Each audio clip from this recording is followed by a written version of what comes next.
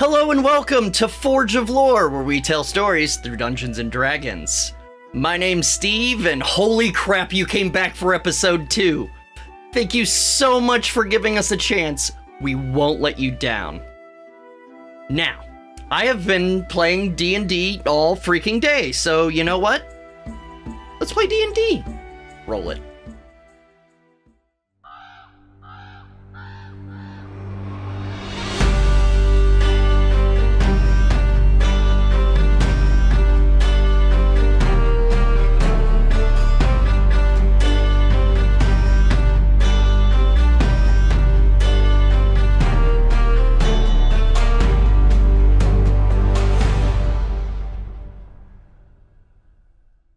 Do you guys remember that time you all woke up in Edekaup, a trading post just outside the capital city of JotunnFotr? Niphirim stayed at a local farmhouse, waking up to a socially awkward breakfast. Marcus hung out with his cleric bro, polishing armor. Gendry was told some pretty frickin' ominous stuff from a satyr. And Cydorik scared the living hell out of some homeless children. Then you all met up at a sort of job interview with Orvar Tittleson, an old dwarf hired to collect a crew for a job as of yet undefined. You headed out into the desert toward JotunnFotr to learn more about the job, where you came across a pack of desert dogs. After putting them down permanently and a good night's rest, you approached the awe-inspiring sight of the city that lies in the shadow of a gargantuan, defunct robot. And that is where our story continues. Before you lies JotunnFotr, or Giant's Foot, the capital city of this area of Muspelheim. Under the miles-long robot stands the largest city any of you have ever seen. The sheer density of buildings is mind-boggling. At the center and tallest part of the city is the walled core, overlooking the shaded sprawl of bustling streets and buildings. On your way towards the city, you pass many people coming and going on the road, approaching merchant carts, small patrols of guards, travelers of all shapes and sizes. Orvar, leading you down the road, says, "Quite the sight, eh? I'm eager to return to the shade of the Jotun. I'm even more eager to return to the taverns of the Stormlord's Den. I've missed them, and I'm pretty sure they've missed me." Taverns, you say? Yes, there's quite the mini tavern. I can show you the good ones, but first things first. We're headed up to the Green Quarter. Follow me and keep your hands to yourselves. The guards here do not fuck around, okay? Okay. Let's go. Oh, yes, of course. Good, I'm glad we're in agreement. It seems we are all on the same page. Good. Oops, I meant to Indeed. respond. I specifically didn't. So I noticed that. That's promising. Yes, that is worrying. Yes. So you guys take the main road into the city, coming to a large bridge that passes over a huge trench, like several yards wide. It stretches in each direction around the city. Across this bridge, heading into the Raven Walk, the entrance to the main entrance to the city, you pass dozens of makeshift and tattered vendor stalls, selling just about anything you want, as long as that anything is dirty and probably broken. And you know what? I have a little kind of, little map here. We see the entrance of JotunnFotr. These little stars here are actually where the feet land. If we kind of zoom out. Oh, this is a big city. Holy. It's a very big city. We're talking tens of thousands of people. The largest metropolis any of you have ever laid eyes on. In the middle is, as I mentioned, the raised section that is the walled core. Let me remember how to use this image viewer. All right, there we go. So as you approach from the north, as I mentioned, you head into the Raven's Walk, which is essentially the outer markets. It's where the people that can't really afford to set up shop in the markets set up shop. Okay. So, sorry, go ahead. I just would very much like to keep a lookout for any kind of, less than honorable looking peeps. There's plenty of them, but most of them just seem poor. But go ahead and give me a coin. Yeah, not again. Go ahead and give me a perception. Anyone that wants to kind of keep an eye out. Yes. Oh. 22. Decent. I only got a 12. That's actually worse than my passive perception. So. You're very distracted by the city that lies before you. Like, all the dirty vendors, like, directly around you, that is not your bag. You're kind of trying to ignore them, but your eyes are set directly forward on the large city, decadent, ahead of you. I am going to roll an intimidate to give an intimidating presence as we're walking. Go for it. 18.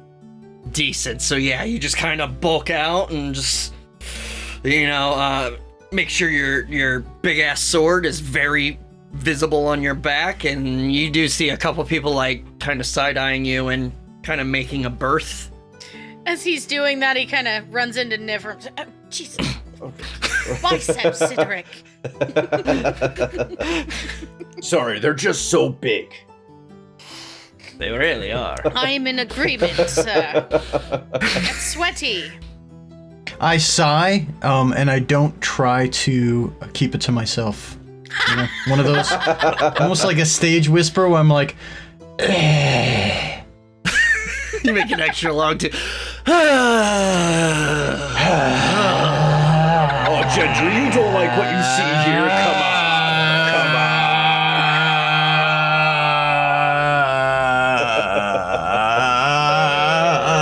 We can find the hole. All right, that's about enough. Stop fucking around. The guards are giving you the side eye. Kiss it for you. I was waiting until I ran out of breath, and I just wouldn't. I just kept going. Yeah, that's swimmer line. I joined in because I thought it's what we were doing as a team. You just wanted to be cool. Oh, it was a team building exercise. Fuck. It was. There were harmonies in there. It was very dissonant. All right. I'm gonna need one of you to go high. That's about enough of that. Niphirim, a red female tiefling, seems about in her 30s or so. She's got horns that go kind of straight up and twirl like a gazelle, and the horns are draped with dozens of pieces of jewelry. She runs up in front of you and starts kind of walking backwards in front of you and like starts taking off pieces of jewelry and holding them out. You seem like a person that knows good jewelry. Please take a look at these pieces. You know what? I am... Please, I have all sorts of necklaces. You know pendants, what? No. bracelets. I appreciate it, but I'm going to have to politely decline as Jewels of every color of the Bifrost. You're still She's talking. not interested. All right, I'm sorry. She kind of looks to the others and kind of moves over to Marcus. You seem like someone with a liking for shiny things. I have several pieces that go very well with your shiny armor. Oh, you know what? Bejeweled Actually, that pieces. Bejeweled symbols of the gods. Sorry, maiden, but that would be adorning myself in things that are not of a practical nature, and that is against how I feel that my religion should be done. Okay. Have a day. She kind of walks off. Thank you, Cydorik. Dude, Gendry's just like, okay, I guess I am not cool enough to be offered things. Great. Well, you look shifty, sir, so Actually, obviously. as you say that... Okay, great. As Good, you say that, a male gnome approaches you. Seems like he's under 100 probably, but he approaches you and says, you don't look like you're from the city. You're going to need a guide. I'll show you where to go and where to avoid. I know all the best taverns. Very affordable. So I would like You to have good meat. do two things. I would like to insight check, and then based on that, I'll do a thing. Do an insight check. Nice.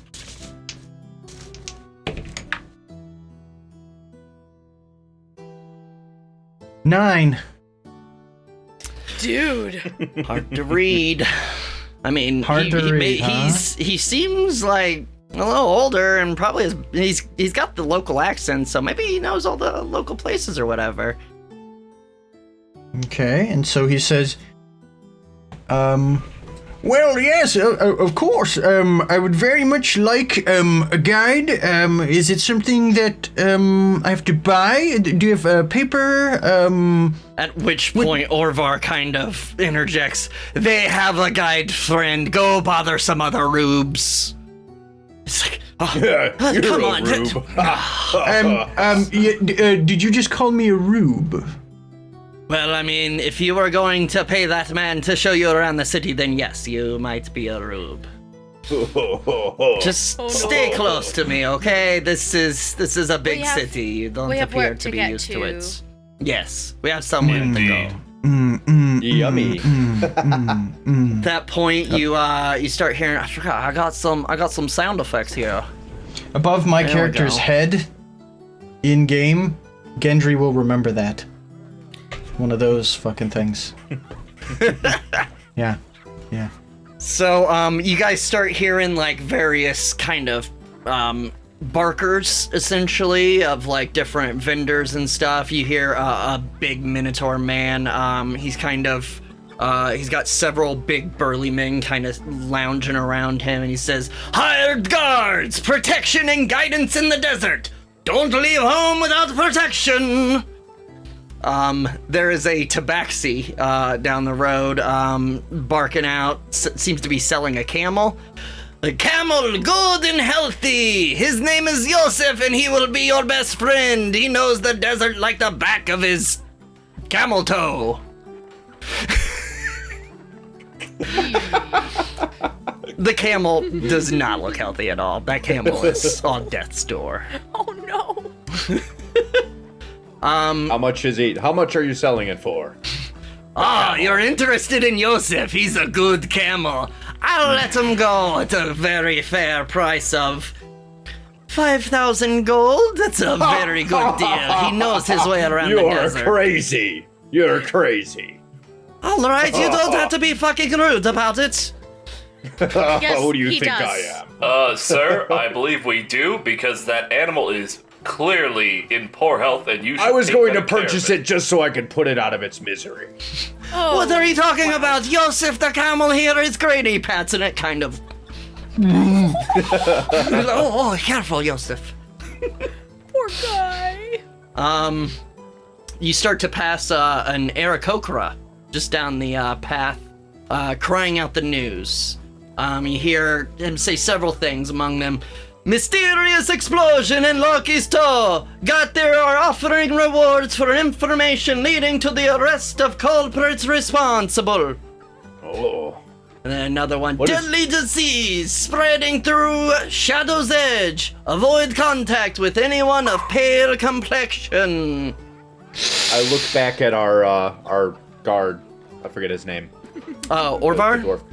Yeah, I look Yeah. back at Orvar. What is Loki's door? Oh, Loki's toe? Loki's toe is a southern section of the city. Loki's door. It's what I near thought. the rear left foot, so they called it Well, Loki's toe. It's not a very so it's good not a- area. It's not the a way bar. into Loki's house. A lot of trouble comes out of there. There's a reason it's called Loki's toe. Might be something to look into later. So just to clarify, Loki's toe? Yes, because it is near the back left foot where it is planted. I thought it was Loki's door. My apologies. No, that's Yeah, fine. that's all right. That opened I us wouldn't up for a recommend good going joke. there. That was a good joke. I like that It's a joke. good bit. I don't care what any of you guys say. That joke was great. It was a good bit. You hear some more news. Horse thief caught and sentenced. Execution of Gunnar Snorreson, scheduled for tomorrow morning. And then, I'd like to know more. would you like to know more? They're doing their part. They're doing their part.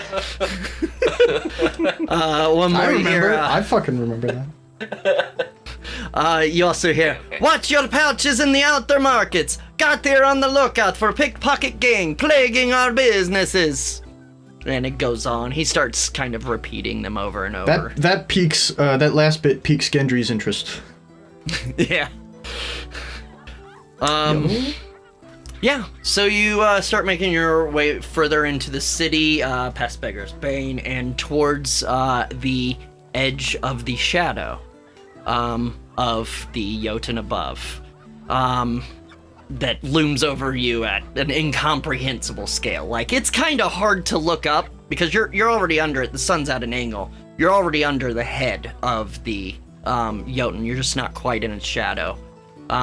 You kind of avoid looking up because it's kind of dizzying, just having a giant structure directly above you. As soon as you pass into the shade, instant relief. The temperature seems to drop dozens of degrees. It doesn't, but it fucking feels like it. Your armor starts slowly cooling. It is so nice. Diving further into They're shiny with sweat. Yes. There's a glare. Ah! My eyes! Is there a smell also? Oh, Of yes. the nipples. Oh, The yes. musk. The musk.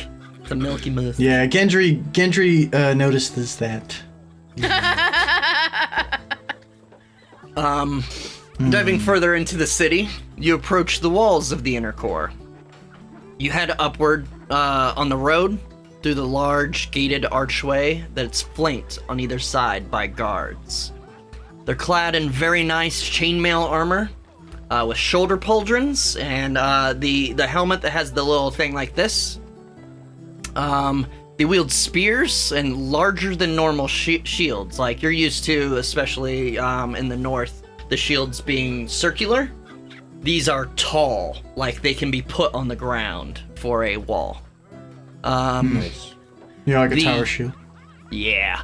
The shields portray the sigil with Mjolnir hammer crossed with a holly leaf. And you recognize that as the sigil of Magni Verdandi, the Peacemaker, King of Muspelheim. He has residence here in the capital city of Muspelheim. Most of you have heard a little about him. You've never seen him. You've never been to JotunnFotr, but Can I do a history check? to see yeah, if I was know gonna say anything about- anyone that wants you can do a history check to see what they know about Magni Verdandi. Oh wow, that was really good actually. 26. 26, nice. Anyone else Wow. wanna? I feel like my guy would think that name would just be like some kind of food, probably. I have a +1 in history, so if I rolled, I Like my guy doesn't know shit about anything. Yeah, my guy doesn't know anything about anything about Yeah, anything. so most of you just know him by name as the king. Niphirim, you've definitely heard of Magni. Being from where you're from, it's definitely like he's even talked about in the South because he is known as the Peacemaker.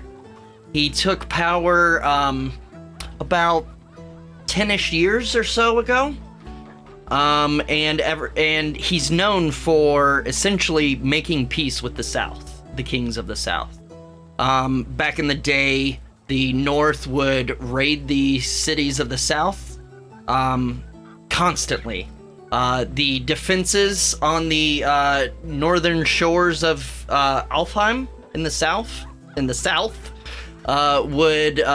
they were very fortified.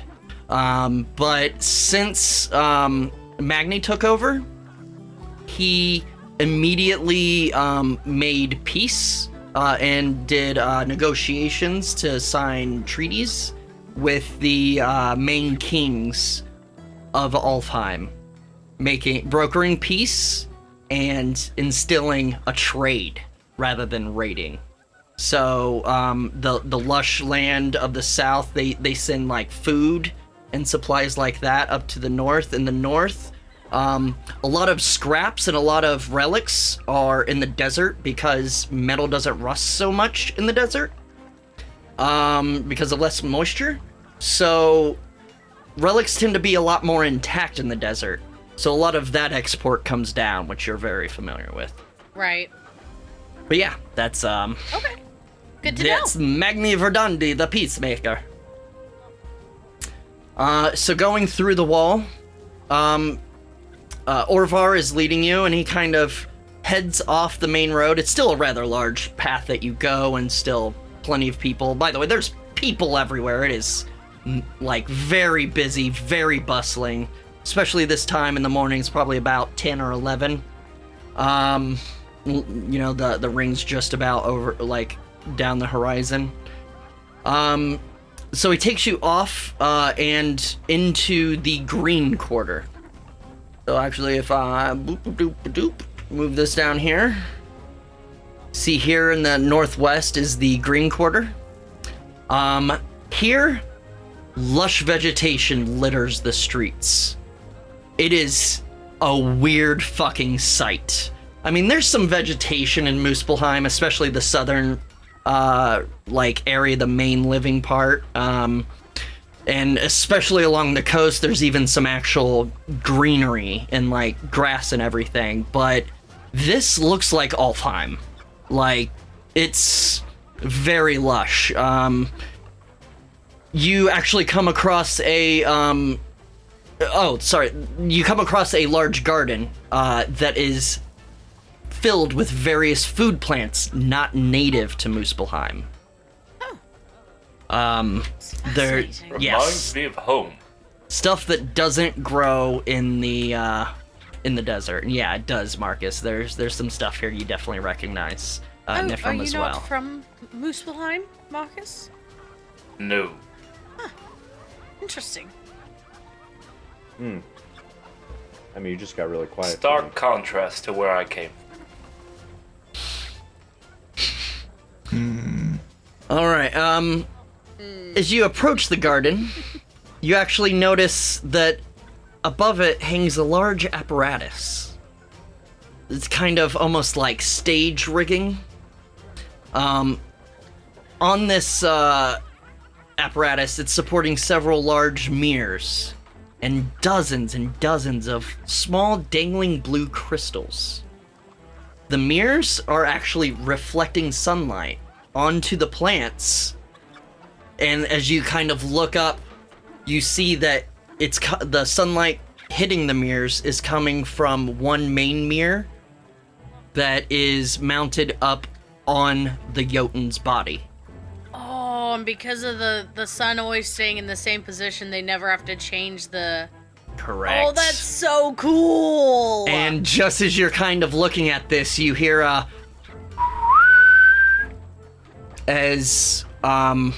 you notice that there's seems to be an elf or some humanoid up on top of the rigging, and they're next to like the first mirror that the light hits, and they pull a lever, and that mirror adjusts, and the light that it shines beams out into the desert, thus darkening the garden.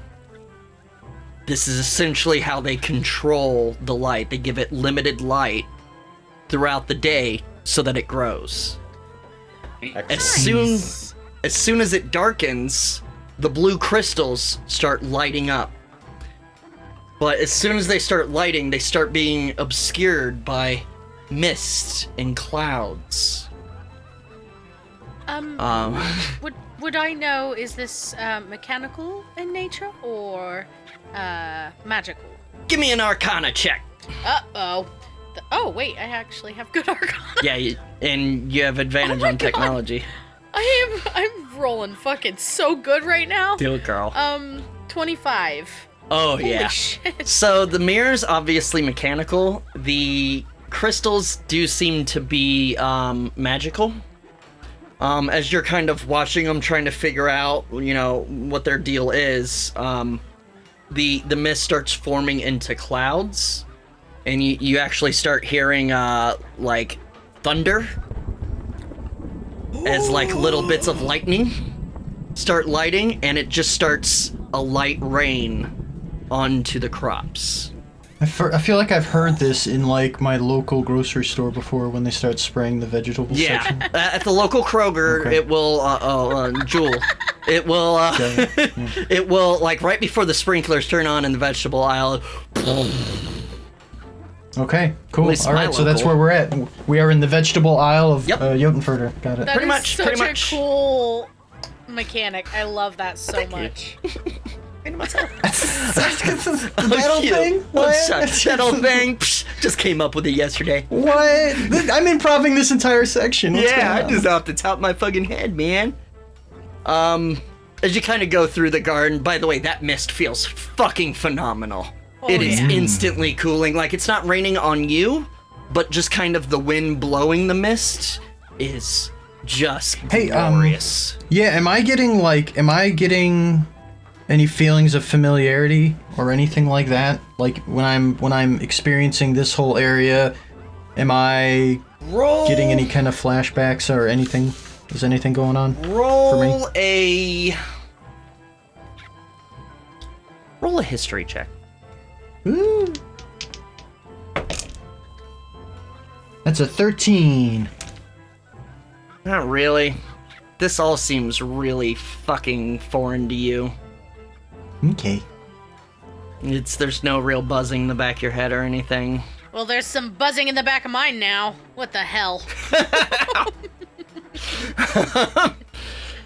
As you kind of travel through the gardens, you notice at the center of the garden is a large wooden statue of Freyr, the god of fertilization and crops. You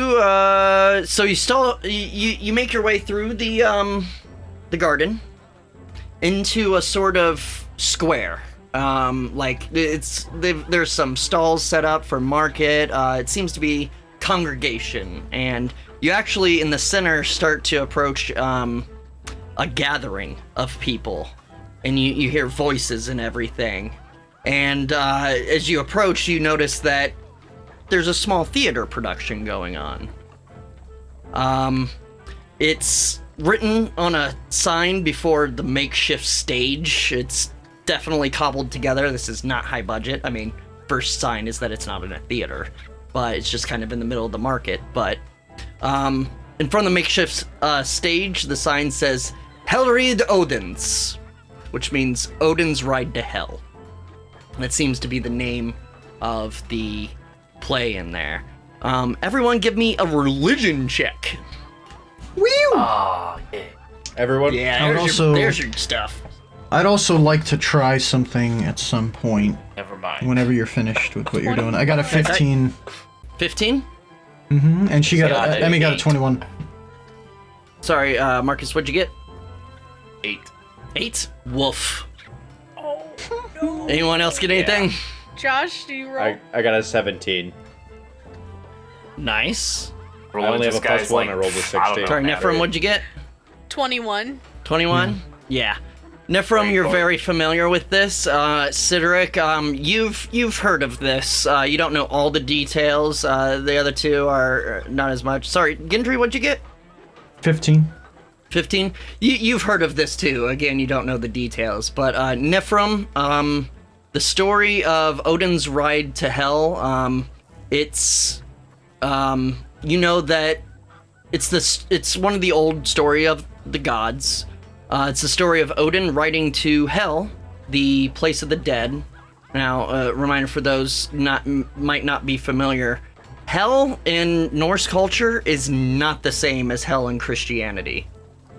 With one L, first of all, but it's not a terrible place. It's not like torture and pain and oh my god, agony. It's just fucking boring. It's just it's like limbo. You're there. That could be hell to somebody. I mean, Yeah, you're there It's boring, nothing happens, you just kind of meander the wastes.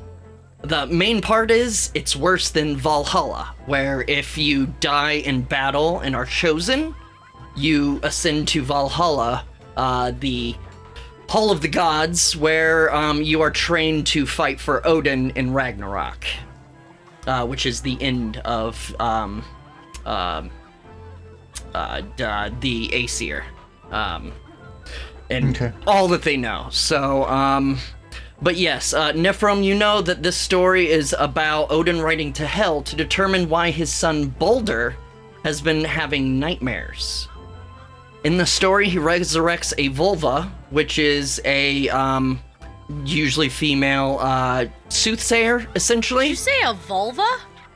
Volva. That is the Norse word for it. Spelled different, Emmy, okay? Yeah. Not related. Get your mind out of the gutter. Unrelated to the other thing. Yeah, well, the funny you say that because I haven't looked into it, but it might be related because they tend to only be women. So, who knows? I mean, Yeah. Volva is a soothsayer. So while we're watching this thing, I would like to try and look around and see if there's anybody who looks rich. Maybe I could pick their pocket, get some gold. Sure. Get some Just items. One quick thing to finish up Yeah. Niphirim's thing. So Odin in hell resurrects a vulva, and she tells Odin of Balder's fate.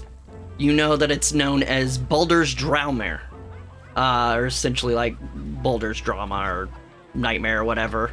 You also know that the fate that she tells Odin of is that Balder is to be killed by his brother Hother, the bringer of darkness, of whom the ring is named after. Balder is the light bringer, Hother is the dark bringer. But he's killed by his brother Hother with mistletoe. Because Loki tricks him and into killing Balder with mistletoe because Balder's mother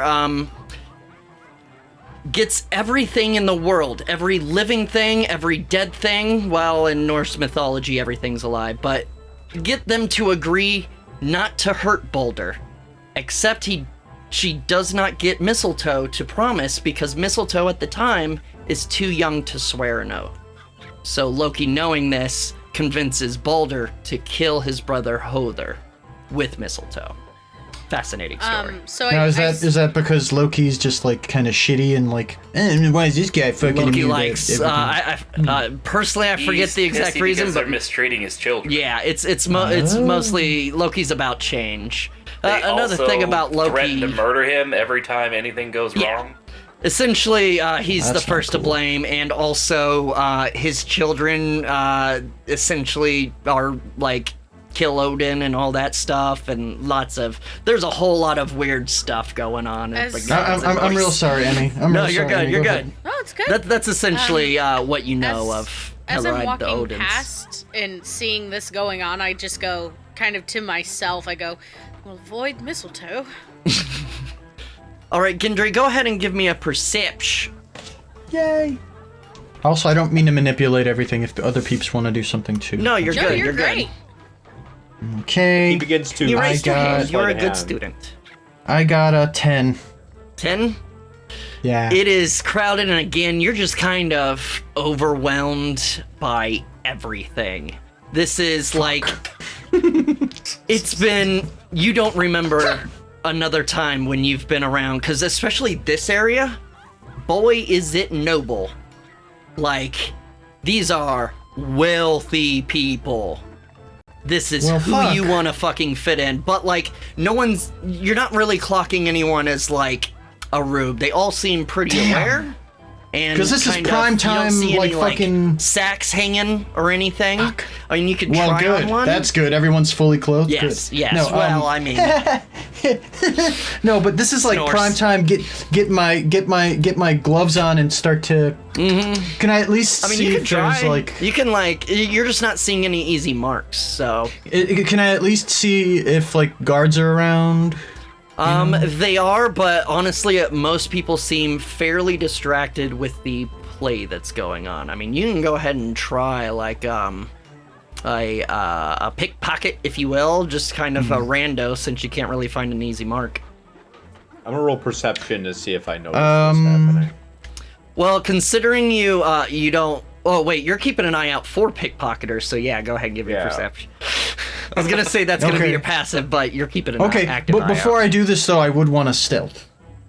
Well, essentially, just give me the sleight of hand, and if that beats his perception or the targets. Okay.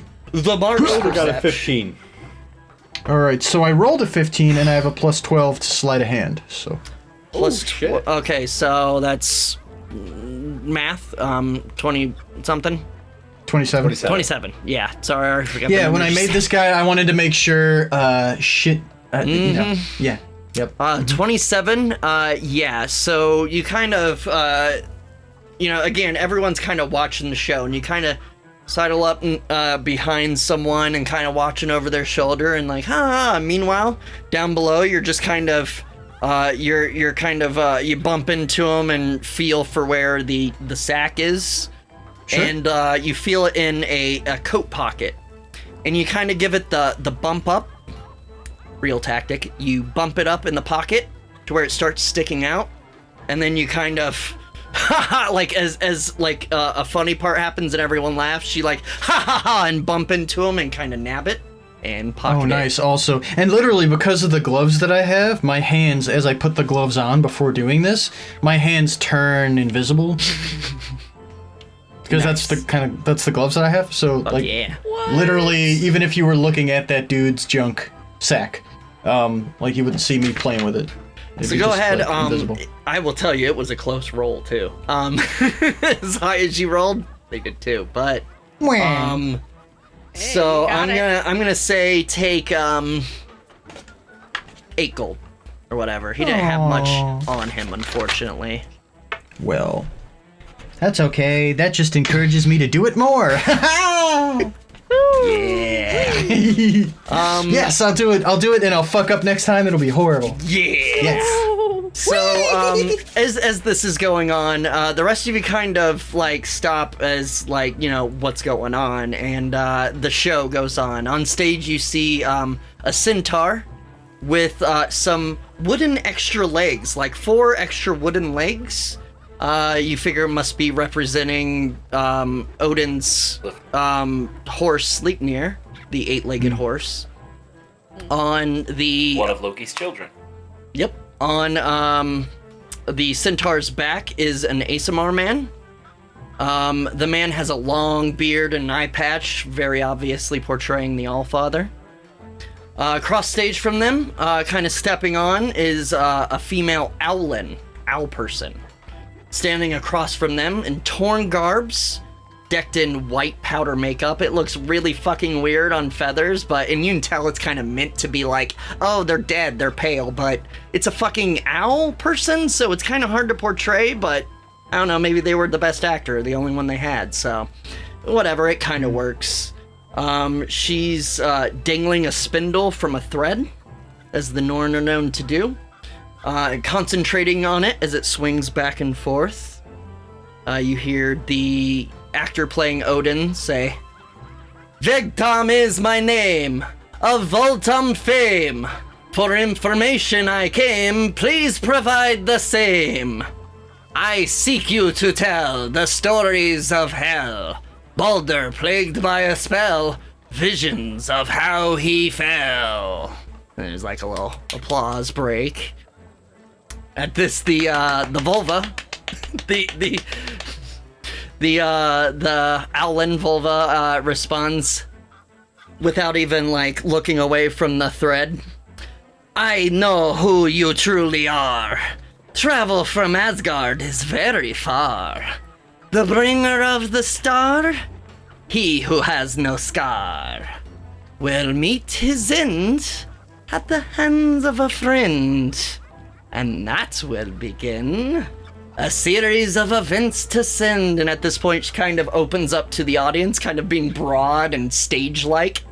Says, "Your world whirling wildly without wonder. Surly Surtur slashing citizens asunder. Flames falling from fiendish flails. terrible test trying to temper tall tales. Turns back to Odin. Leave now, return to the Aesir. Your son has plenty of reasons to fear, for the end of all he holds dear approaches ever more near. At which point, the Odin character cries out, "No!" It's like, it's a bit much, but everyone's just like... And at this point, I notice I still have my gloves on. Oh, shit. I never said I took them off, so fuck it. So at this point, Orvar kind Got of... two wrists like clapping together. Yeah, like you hear clapping sounds, but they're like my arms just end at the wrist. Like fucking, oh shit. Oh my god. I can't believe I didn't say I took them off. Fuck. That's a good visual. Yeah, At right? this point, Orvar kind of like taps you on the shoulder, comes up behind, and come on, they are expecting us. No time to dilly-dally, let's go. And the play goes on as you walk away. So, heading through the Green Quarter, you approach a large manor. There are several here, and Orvar essentially leads you up to the front door of one. It's very modern architecture. It's wooden with metal beams, very clean metal beams, which isn't like most of you haven't really seen in architecture. Like houses, like not a lot of, like a lot of richer houses will have metal, but even then, it'll be like kind of dirty or rusted a little bit deteriorated. Tends to be scraps from old machinery and relics, repurposed.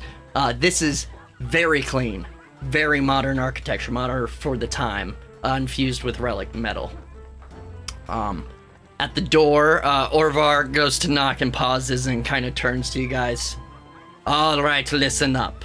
I expect you all to be on your best behavior. These people Indeed. are a bit eccentric. They don't take well to rudeness, okay? These people are rich enough to have any of you killed just for saying the wrong thing. I know this because I've seen them do it. And trust me, I didn't do it for free. They can pay. Now, so keep it proper, and you'll get a fuck of a payday. That understood? Yes. I'm just gonna keep quiet. I Absolutely. don't have very good That's manners. That's probably I for the and look at best. That's Gendry. probably for the best. What? I didn't catch that. What? He said, "Don't be a rube." Oh no, I mean I was talking out of game.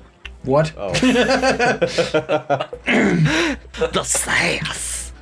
He kind of nods good. and turns around and very quickly the door opens and is answered by a Hullermother, an automaton animated by magic. Stands for Hollow Man, essentially. So back with the in the ancient times with the Emir, they obviously had robots and stuff. I mean, you're standing under a giant one, but they had like smaller servant robots, like you'd see in normal sci-fi. None of them really work anymore, obviously. However, what a lot of richer people do is, and a lot of them are like dilapidated, like they're not whole.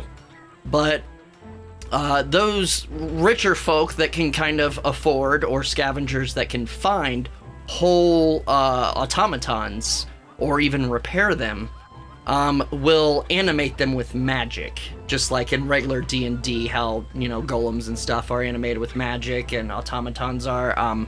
That's how these are animated, not through technology, but magic. This one, pristine fucking condition. None of you have seen one this nice, not even Niphirim. Can I walk up to it? Yeah. Well, hello there. And I'm just kind of Kinda. like visually inspecting it. Kind of turns. They can't talk. Oh, this is fascinating. You are beautiful. Orvar kind of like taps you on the shoulder. Oh, Calm yes. down there, calm down. Hello there, Herm. Good to see you again. It kind of turns to Herm and kind of opens the door to let you in. Orvar kind of turns to you guys. Herm, he loves me. As he passes the robot, he kind of does a little fist bump to where it just kind of... he just kind of nods. We He's must completely protect Herm at all costs. So you guys enter into the foyer, and holy shit, is it fucking decadent. Yeah, one sec here. Let me bring this up. Okay, so the foyer, very decadent. It's got big stairs up the middle, leading up to a second floor with a door on each side under the staircase. Like this isn't a gargantuan, like, in real life modern day mansion size. Like, it's a very populated city, so everything's pretty compact, like Chicago or something. But this is very freaking nice. And roomy. It seems almost more technology bigger on the inside, but yeah, it's not. It's just really well built and kind of designed. At the base of the stair, the banisters come down, the railings come down to at the base is, instead of like kind of those balls, or I don't know what they're called at the end of like banisters, they're instead Banisters. of sure.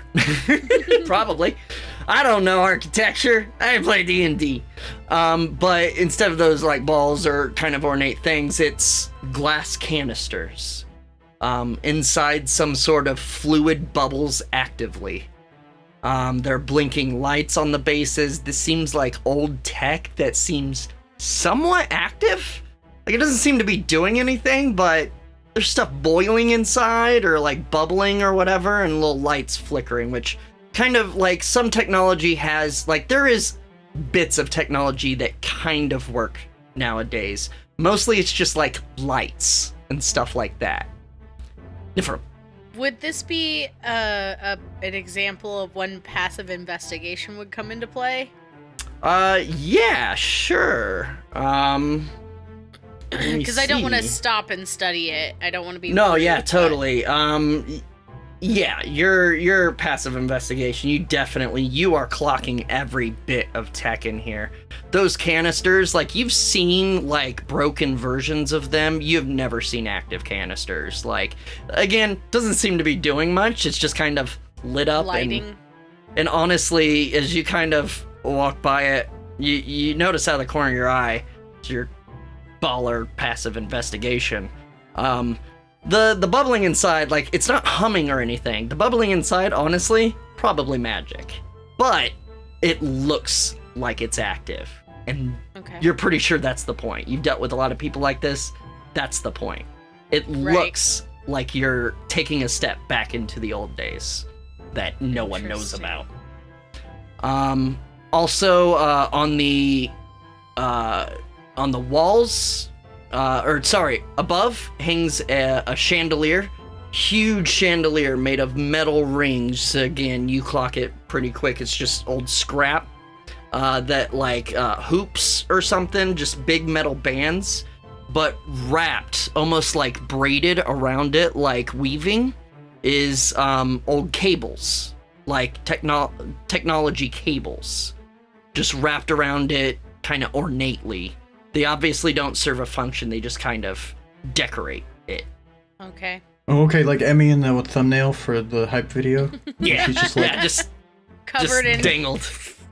A little Perfect. prettier than that. Well, okay. Ow. hang oh, on. you're saying Hang Emmy's on. not pretty? Hang on. My Now wife wait is just very a pretty. fucking second. Jesus. Rude. Son of a bitch! Say- What did I Better do? strung cables, okay? Better have I strung done? cables. Okay. Look what you made me Rude. do. That's good. Look Yeah. what you made me do. Oh no. What You have I also done? notice Ouch. You also notice on the walls, and especially Niphirim, on the walls are hang several devices. Anyone that cares, actually, like, give me an Arcana check. Even if we're not Niphirim- trained in Arcana? Yeah, sure. I mean, you've all dealt with tech. Niphirim, you'd have advantage. This is tech. I got a 12. I got a nat 20. Woof! 19. Nice. Okay, so Cydoric's like, whatever information we find out, I want to Not make a it bag. seem like Nif found that information out. Like I want to lead her to that info so Okay. that she feels like she is uncovering that information about the item. You know what I mean? Sure. So, like, as Okay. as you're all kind of passing, like, you definitely clock Niphirim, like, looking at it, and Niphirim, this is old weaponry. Like, you've even heard the name of it before, like what it used to be called, and like you can't quite remember. It's right on the edge, almost like you just missed the DC of what it's called, but it's definitely old weaponry, and like it's not like it has blades or anything. It's a weird device that would cause harm. Gendry, you've definitely heard of these, just in your various stuff. Maybe you stole one at some point, but these are known as rifles. They are remote weapons. They are cool. ranged weapons. It's like a bolt thrower, except it just keeps Bullets. fucking doing it without Okay. reloading. Okay. Ooh, what if like I know what this is, but I don't know how or why I know. Like I'm just like, oh no, I know this. I Yeah. don't know how or why, but I know what this is. Exactly.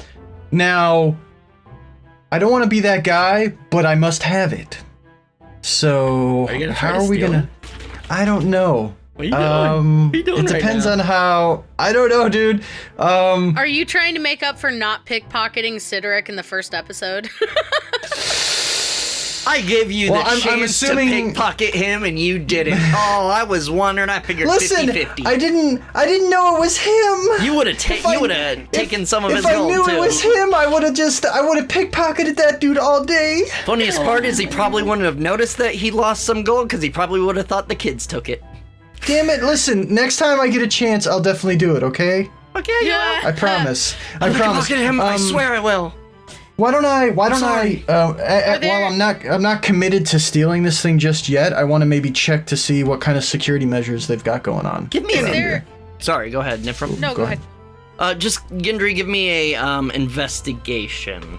Are there only like a few of these things, or There is it are like like you've seen maybe one or two in like a Thank single God. place. Holy fuck, There's dude. about 8 of them. Holy fuck! Okay, Of so as I various bring sizes, up my some are long, some as I are bring short. up my monocle, and it's like cheep-wee! I rolled a 1, and then I was like, oh god damn it, I have advantage. Whew! Whew! So I rolled a 14 total. That's 14. decent. That's decent. They seem very well secured to the wall. It would be probably pretty difficult to unmount them without making a bit of a ruckus.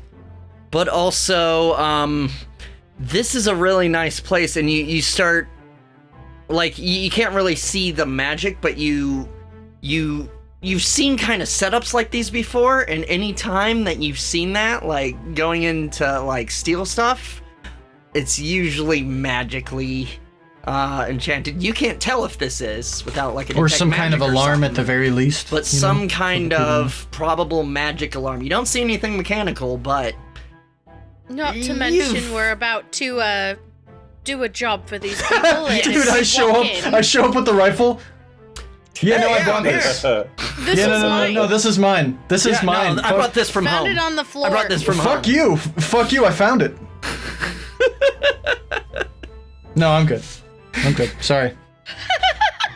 All right, so Orvar and Herm leads Orvar and you guys up the stairs, and to the left, you see paintings on the walls depicting forests, very lush green forests with mountains in the background. The walls soft, dark green, Herm leads you to the left, and like past the balcony, and there's like a door on the left, and a door at the end. He kind of goes to the door on the left, and he opens the door without knocking. He just opens, stands in the doorway, and you hear like he makes a pleasant boom boom chime, and then he kind of steps to the side to let you in. And Orvar kind of like gives you guys one last like don't fuck this up look. He made that sound? robot. door Herm did. Yes. Dude, for how many decades, Sam, how many decades have you and I been going bing boom for like different things? Wow. Pretty much. Okay. Pretty much. Great. Boom boom. Hilarious. Sound of elevator. I on a was job. always imitating like an elevator, not a doorbell, but whatever. Yeah. Right. Or I was imitating like a pilot, making their announcements like. Mm-hmm. Thank you for choosing Please this buckle your airline, seatbelts. don't screw it up. Or more accurately. No, we're not talking about the CTA. Wait, Oh, Sam, the in CTA, that scenario, is the pilot telling the people on the plane to not screw it up? Screw what up? Yeah, if you could just not Getting screw on this the up, plane people. properly and not, sitting down, taking their seats, not You being have drunk so and many a-holes. opinions. I mean, Anyway, I haven't been on Dungeons and Dragons. planes, but yeah, Dungeons and Dragons. Yep. What the fuck is a plane? Anyway, Oh yeah. What is a plane? Weird. so So as we're walking in the door, I look at her. Bing boom. you kind of he unbudging, boom. like doesn't even like budge. Thank you, Herm. And I study Cydorik. So as you guys walk into this room, it is again, it seems like it should be smaller, but you're pretty sure there's no like magic going on here. But it is a large study or library. The walls lined with books and display cases with artifacts, old technology artifacts. Cool. Niphirim, This if this were a scavenge site, you would have hit the fucking mother load. yeah. You recognize some of it, but there's a lot here that's even beyond what you've seen. Ooh. And it is all pristine. You see... Sorry, go ahead. Oh, I was just gonna say, I think to myself, well, these people are going to be quite dirty. If they have tech that looks like this and artifacts that look like this, I will not be fucking with them. Wise. You see the head of an old robot. Because Gendry's like at the same time, I kind of want to fuck with these people. Like fucking. I go up to the head of the robot Yes. and I look at it and go, Yep. bing boom. Oh my god, this fucking guy. It does not do anything. Come on. The head of the robot, Niphirim, as you're kind of reining him back in, you notice it's clean and whole. Again, somewhat rare. Like it seems 100% original and still clean.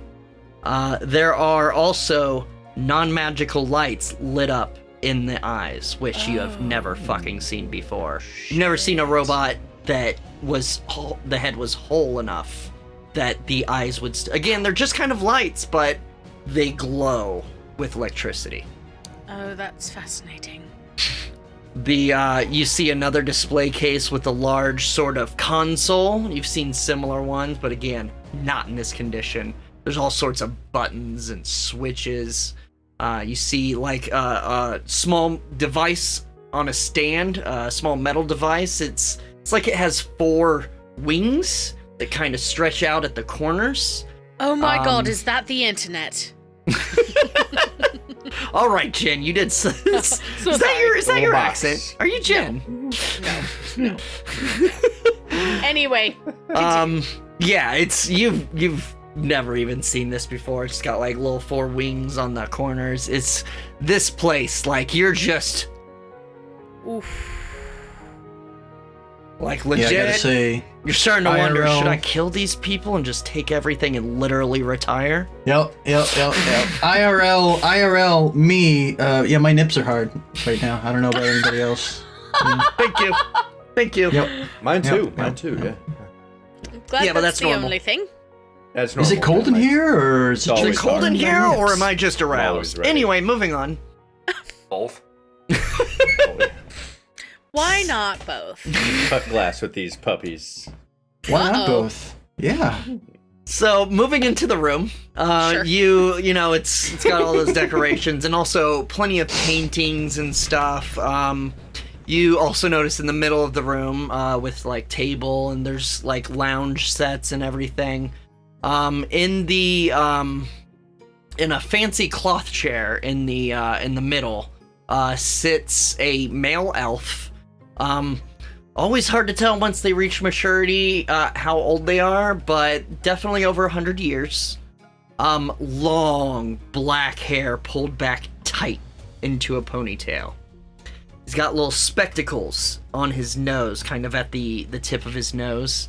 He's wearing a red sort of robe. And he's sort of leaning forward. He's got an easel or palette and an easel, and he's painting on the easel, on the canvas.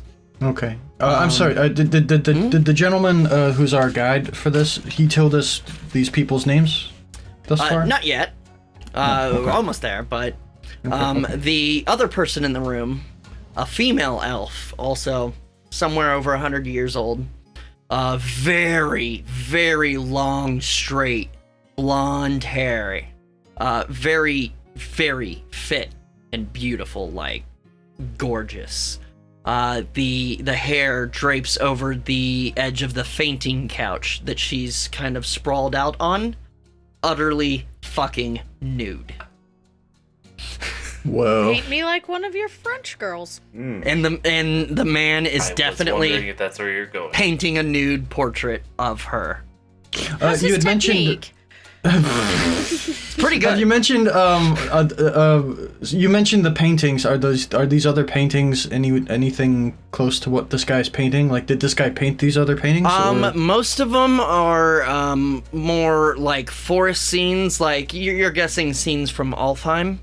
It's all Okay. like lush vegetation, stuff like that, and Does it look like a similar style to what he's doing, or do we think it's painted by others? Give Yeah, me that's what I'm trying to figure out. anyone that cares. Give me an investigation. What's up? I mean, I don't know why Gendry would care, but maybe. Ooh, Gendry's pretending to care. 22. There you go. Yeah.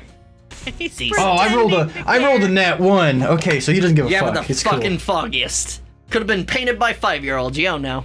care. 22. Yeah. Being, This guy 22. probably painted it. being Whatever. my It is history in my definitely. past. For sure. It's Definitely him. painted by him. All the Oh, okay, paintings then- you've seen so far, Definitely. not painted very by him. beautiful paintings, very fucking well done, all by him. And they're all definitely the same different strokes. scenery. They're all different scenery. Some of it seems kind of maybe of like the same forest or the same sort of general area, But he's there's probably definitely a whole slew, and all of it seems to be portraying Alfheim. I note that, and I kind of step to the back of the group. So as you walk in, Orvar kind of, because they barely even notice, and like they're not looking up, but Orvar kind of stands there. Introducing Aston and Liliana Tibold. They are the ones. Sorry, what is this voice? Presenting Aston and Liliana Tibold. They are the ones that hired you. And at which point they finally kind of, like, he finishes kind of a stroke and kind of looks at it and kind of pauses for a second and turns around.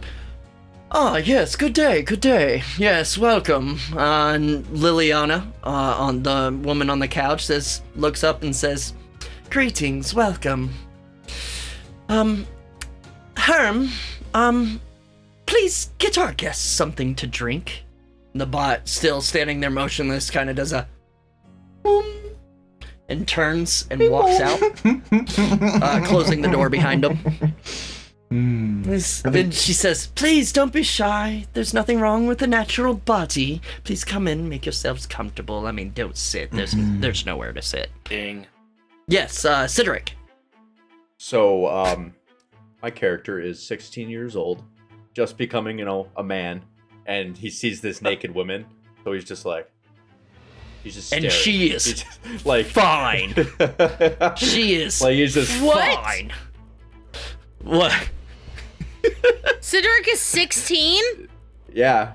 I missed that in your character description, my dude. I I also am missed just- that. I am Wait, literally I speaking now. missed So that. you've got these like massive muscles. Is this like an anime where you're just like, "Kachush, I'm 16"? I'm gonna double check, mean- but I'm pretty sure I missed that.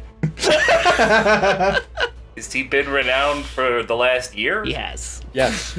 Yeah, just the Yes, last year, Gendry. pretty much. Oh. Actually, so unintentional, but sort of linking into what Cydorik. My guy would like to pretend he's super interested in this elf woman, like attracted to her. Give me, as he like greets her. and shit. Performance or deception? Oh, deception. Thank you. Yes, please. Yes, that would be deception. Openly Thank you. stares. All right, so let me see. Okay, so I'm like that's puffing up my chest too, like. That's a 29 for deception. Yeah, she kind of notices you and winks. Okay, I'm just like, greetings, madam. Yes, greetings. Welcome to our home. Oh, and I kind of look at her like, but kind of sweet. So I get the sense that I effectively made her believe, like, yeah, dude, I'm totally She into blushes that. a bit. Yes, nice. Okay. I blur At out. this My point- name's Cydorik. Hi. Pleasure to meet you. Yes, pleasure to meet you, Cydorik. Could I get a visual of what's going on, like in the lower region of Cydorik's Moving body on. area? Okay. Not that kind of show. Yeah, understood. Yep. Wrong yep. website. Anyway, Bigger than my bicep. I was just thinking, like, what kind of clothing does he have on in the first place? Like, Pants? oh, does he have some kind of pants? trousers, Okay. Yeah. He's got trousers. Leather. So He's got here, trousers. squeak. Anyway, moving on. At this point, Herm returns. The door opens as Herm comes back in with a tray with glasses of water with like little bits of lemon on the brim and offers them to you guys. I take take it, it. but I'm Yeah, just by the way, a lemon here? Holy fucking shit, where did that come from? That shit is expensive. Although, some of you might have noticed there might be some lemon trees out in the garden. Yeah. All right, But- so I'll take mine, and I'll just kind of hold it. Do that classic party of, like, I don't drink, but... Hey, yeah, Toss and it into the tree. I'm totally role playing right now. This isn't my real life. Anyway, Anyway, so, I down my as- lemon and all. Just look. kind of chew on it.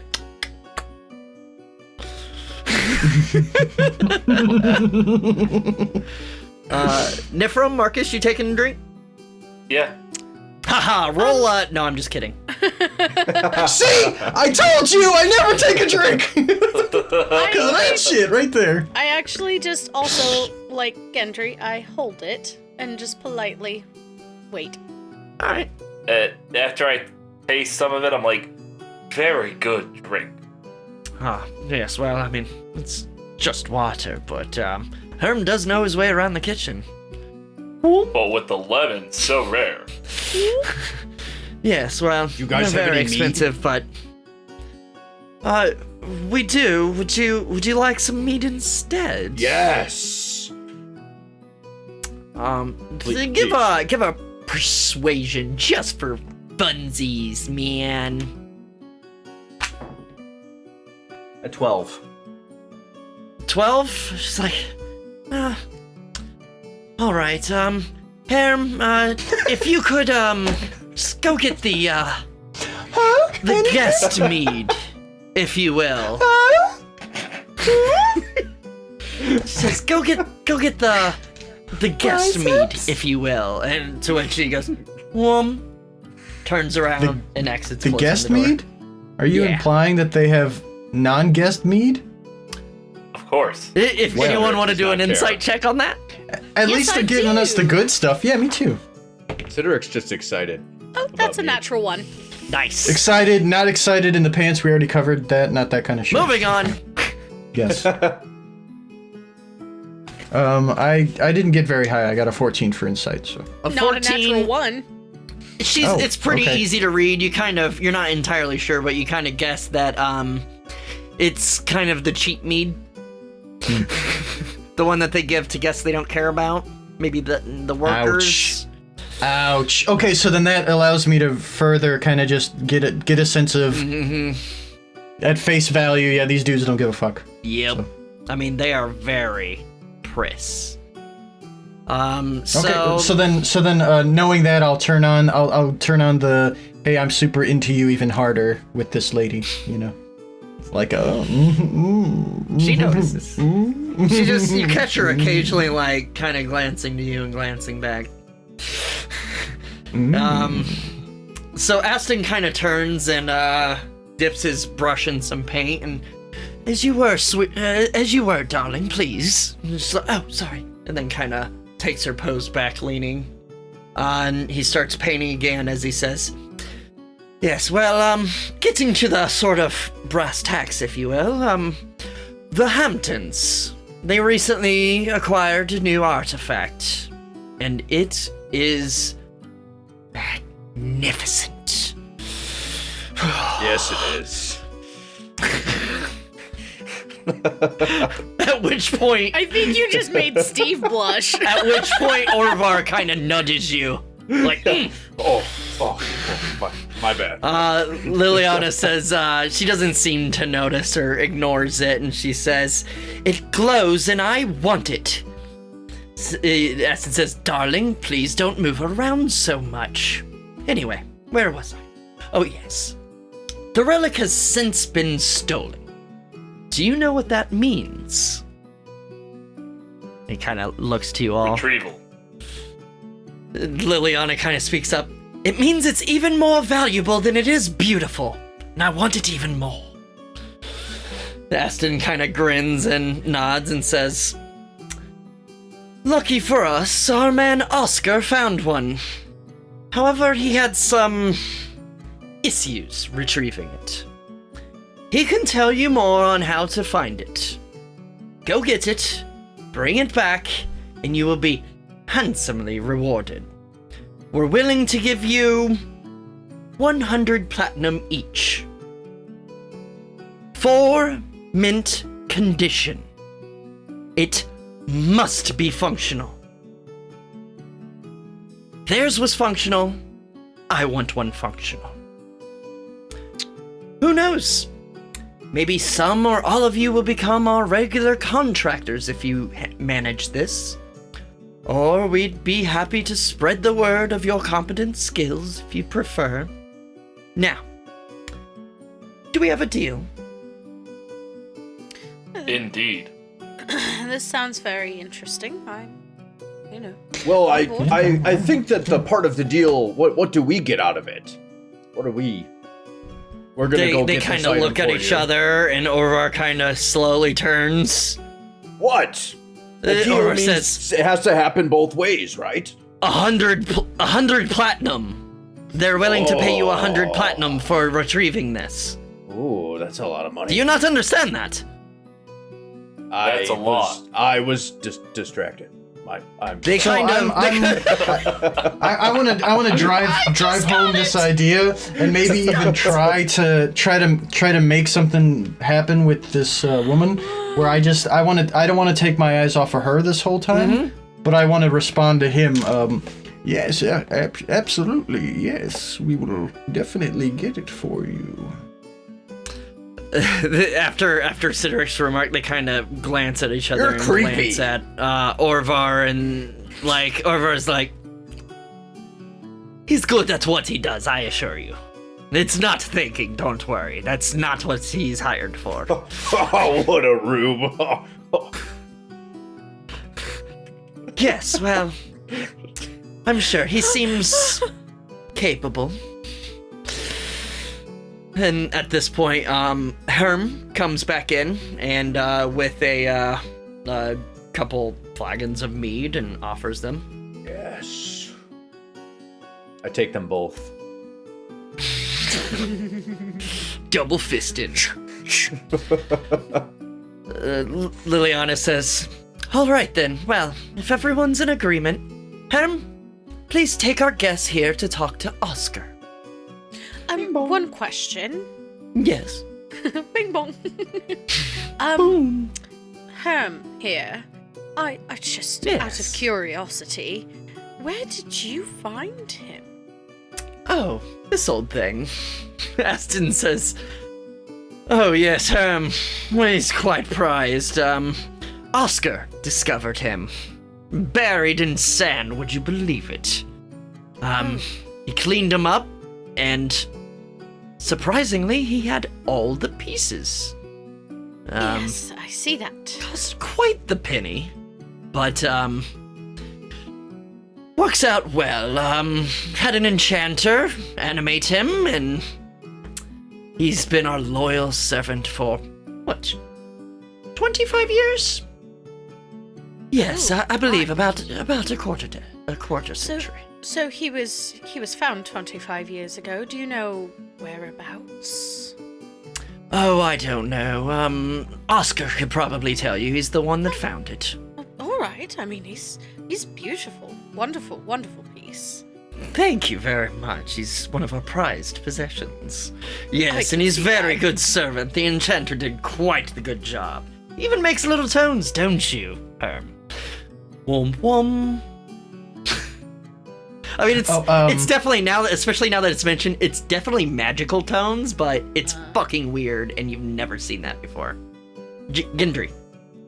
I would like to scribble on a little piece of like cloth with my chalk a little love poem for this woman, and sign it, my name, Gendry Phillips, and kind of fold it and kind of put L on the front of it, and then like kind of try to sneak it under something, or now as we are going to be escorted out, I would like to maybe just try and maybe like shake her hand or something like that. Is she still just kind of like? She's across the room. You would have to like cross the room, even past Aston. You're all kind of hanging out Yikes. near the entrance, and she's kept her distance, and also like Orvar's between you guys, because like he's kind of responsible for you, and if you I were take it- psychopaths, Yeah, he I would take be on it. you. It's kind of one of those situations where Okay. keeping the Then- help back a little bit. Just Yeah. make No, sure. that's fine. Could I then pass it to this robot to give to her? Okay, so I'm gonna need 2 checks from you. The first one, Okay, give me a performance check to see how well your poetry is. Yeah, How I already good? have a poem. Is it I as have a good as poem. the one that I have? Oh, you have a poem? Like literally? Yeah. Yeah. Oh my god, you're gonna have to share. Advance. I have advantage on performance checks. Fuck yeah, you do. You actor. Great. Okay, so that's a 19. Alright. Tell me that poem. Okay, the poem is, if I could have all the time in the world, I know what I would do. What? You wrote I'd this, s- right? No. Oh. No, I didn't. I didn't write this. Copyright. Oh, well, fuck. So then it kind of starts like that, and then it kind of, in the middle, it's all about, like, pleasure and whatnot, rhyme words, and then by the end, it's just like, yeah, man, I mean- being with you would be equal to that. I mean, which how I would old just is it? If it's out of prove it to- copyright, you're good. No, I don't know. Is it for- It doesn't. Alright, better safe than sorry. But tell you what, with the 19, it's pretty fucking good. Like, you got a nice rhyming schema there, you got a bit of alliteration. It's you call yourself a little bit of a Skald there, it's pretty well done. And you wrap it up, and as you guys start filing out, Herm starts leading you out. You kind of head to the front of the pack and slip it into kind of a little like crevice in his back, and yeah. Oh, sorry. Give me a sleight of hand. Oh, yes. When I see him writing this, can I also try to write a poem? As All a right, so that's Sleight of hand, that's what this is for. that's a 19. That's past your passive perception, unfortunately. A 19? Yeah, you pretty easily slip it into the robot. Confident no one really sees it. Gross. Okay, and so I want to make sure the Nice. robot knows or otherwise understands. Hey, this is for her. Or maybe would it just being around, she would notice it and pull? Because I don't want the dude to find this. So. Yeah, I'd say with this like hand and performance check and everything, let's just roll with that. And so as he's leading you through the house, at some point you kind of slip it into him and say, kind of whisper like, "Make sure the lady of the house gets this. Yay! For her eyes only." And Okay, to and which he kind of, without even looking at you, goes, "Woom woom." So just so everyone understands, this is setting up so that I could maybe get her to steal a rifle for me. Okay? That's where I'm eventually wanting to go with this. Just so everyone knows. DM appreciates that heads up, because that's gonna be fun. Hilarious. Roses are red, violets are blue. My I body want a is rifle. hot, and so are you. Do you say that before you leave? Okay, as you so start my filing shit, out, my Cydorik- shit was the opposite of that. Thank you. Yes, it Just want everybody to absolutely fucking understand was. that. You know Okay. what, Cydorik? Oh my god. We'll let the dice tell the story. Roll a performance. Oh boy. Yeah, dude, maybe How's your those charisma words were looking? just taken in like a super awesome 14. way, you know? Ooh, not bad, dude. You say this as like the others are filing out, and at one point, like, or as soon as you say it, like Orvar kind of shoots you a glance, but you hear a little. I just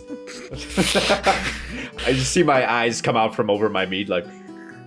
She doesn't really acknowledge you or look at you because she's posing Awesome, and looking at her awesome, husband, but you do hear a little. Awesome. I'm sorry.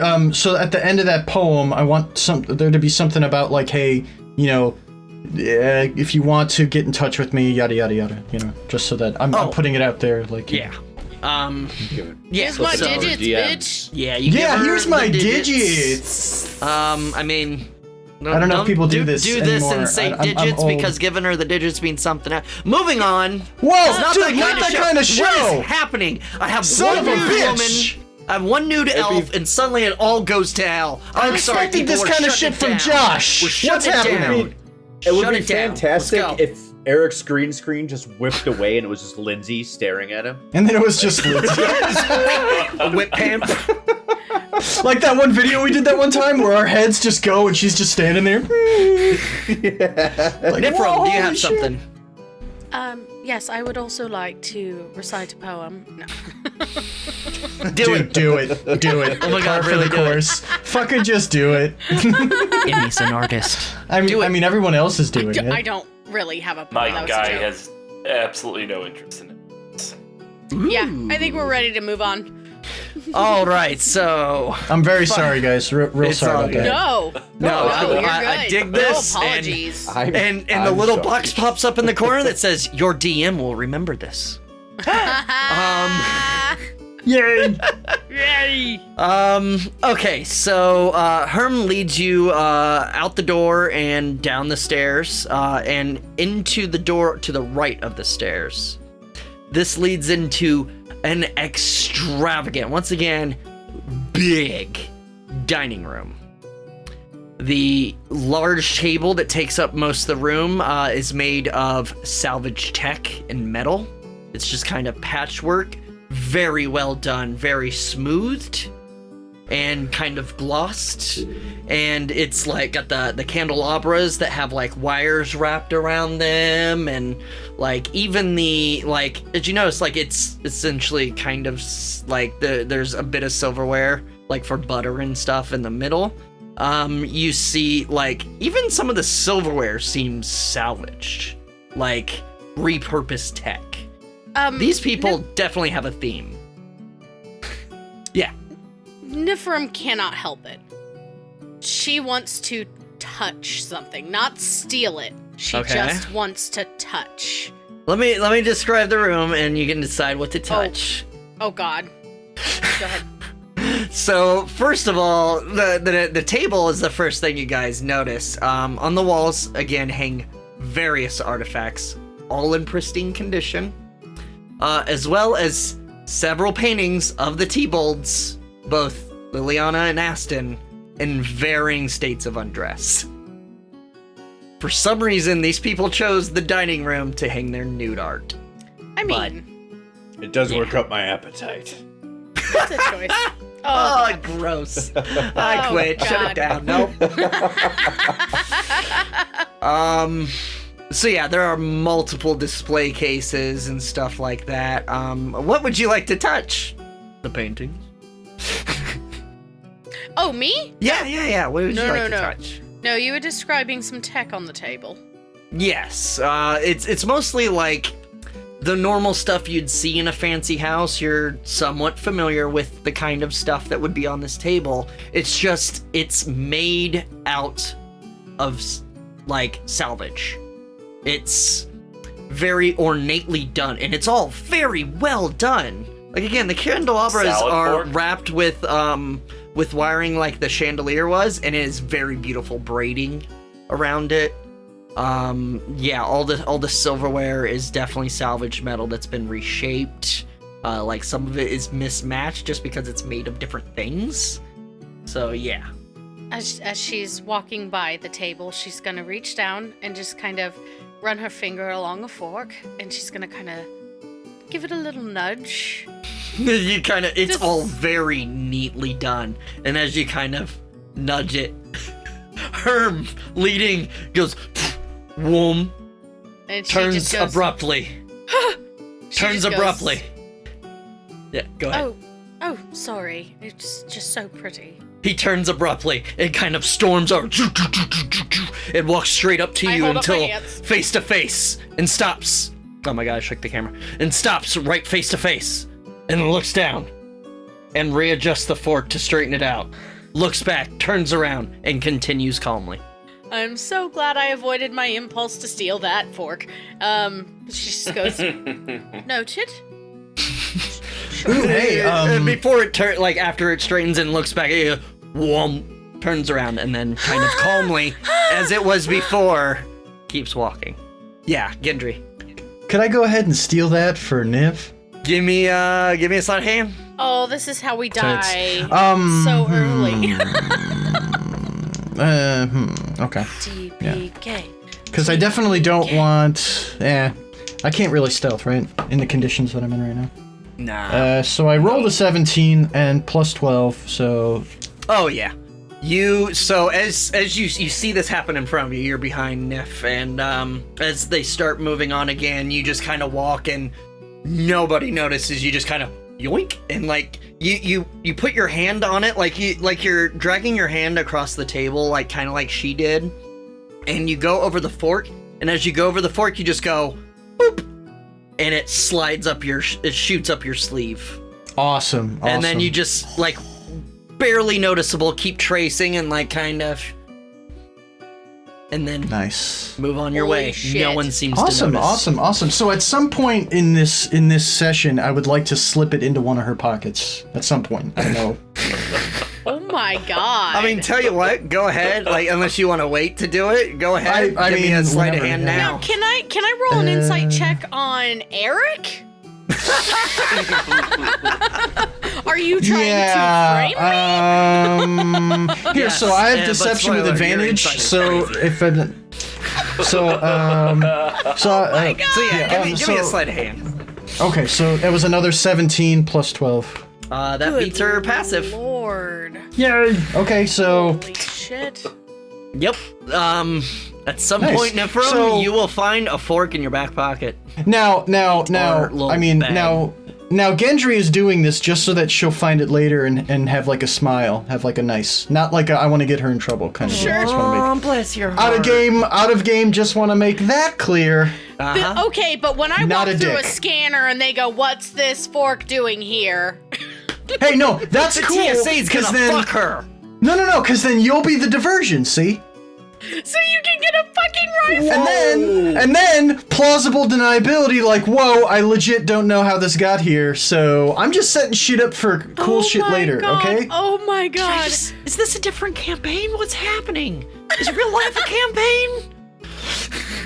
Okay. Sorry, very sorry again. Amazing. Very sorry again. Eric. No, I'm living Can we for do it. that again? Raise the roof. Yeah. Anyway, moving on Alright. back to D&D. That's a gift. For sure. And scene. The fuck was I? So much has happened. Oh, right. I'm really sorry. The Okay. dining room. No, that is awesome, and I'm here for it. And try to remember that Niphirim. Yeah, dude, that that's what you're about. you'll probably remember. find that. Of course you will. So he continues after all that. He continues to lead you through the dining room and to a door at the back of the room, the opposite end. And through that door leads you into a kitchen. The kitchen, again, fucking huge for a kitchen. Like, the size of this kitchen, you guys have seen, like, many relatively, like, middle class, like, upper class apartments this size, the size of this kitchen. It is decadent and full of food and smells, the smells. You hear sizzling as the you notice the chef, a furbolg, tall, hairy man, kind of has the apron on and some whites on, and he's sitting there kind of over a pot, stirring in a soup. Yes, Marcus. Does he have the appropriate hairnet situation going on? No, because he's mostly covered in hair, and also this is medieval times, essentially, so... He's not up to code. Yeah, no, Yeah, the yeah. FCA But you would know have what? a fit. You know what, though? Good thing is, Marcus wouldn't even know about any of that. So this is normal, apparently, to Yeah, Marcus. it's all good, So, it's all good. all good. My character's very cleanly, sir.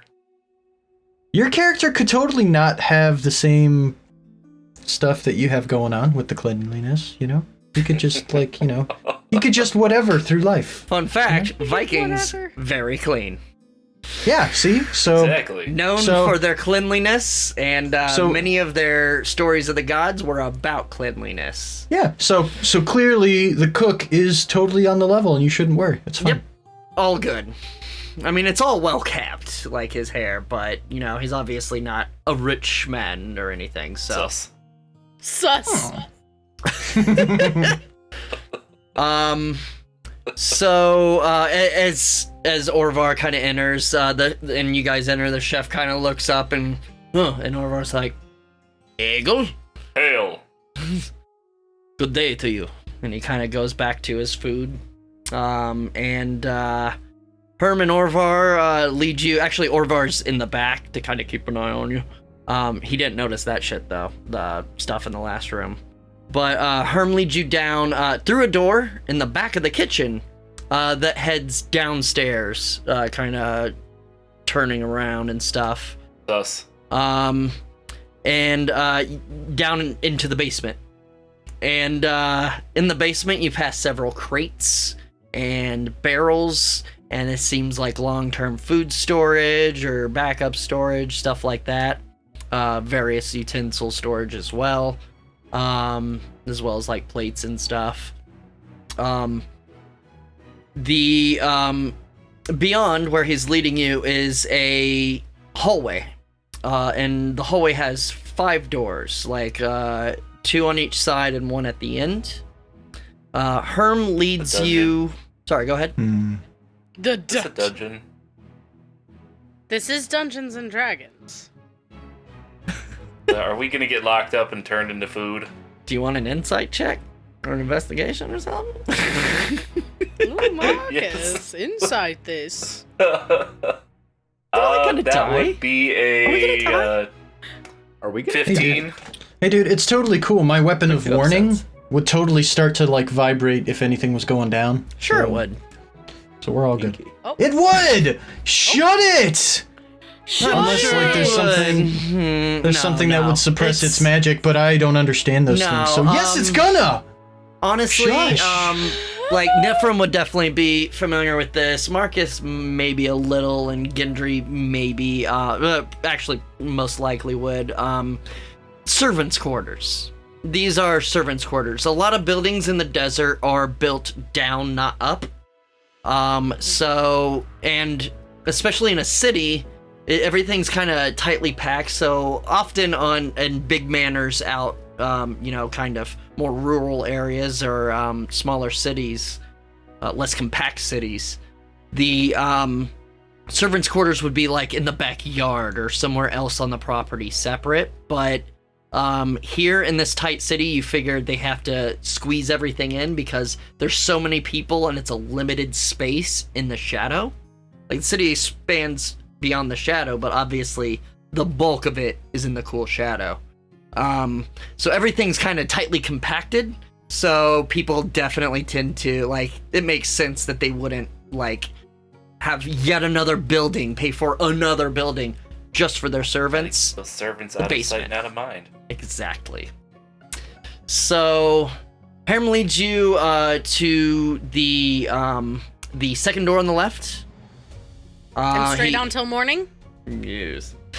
He walks up to the door and do very methodically, and you hear a gruff voice inside say, "Come in, Herm." And he opens the door and walks in and does the same kind of stance to the side. As you walk in, it leads you into a surprisingly large room for servant quarters. Usually servant quarters tend to just be like a small, like, room for a bed, maybe like a dresser or something like that. That's it. This is pretty decent size. This is the size of like a decent fucking apartment or something. Can't find the robot. Exactly.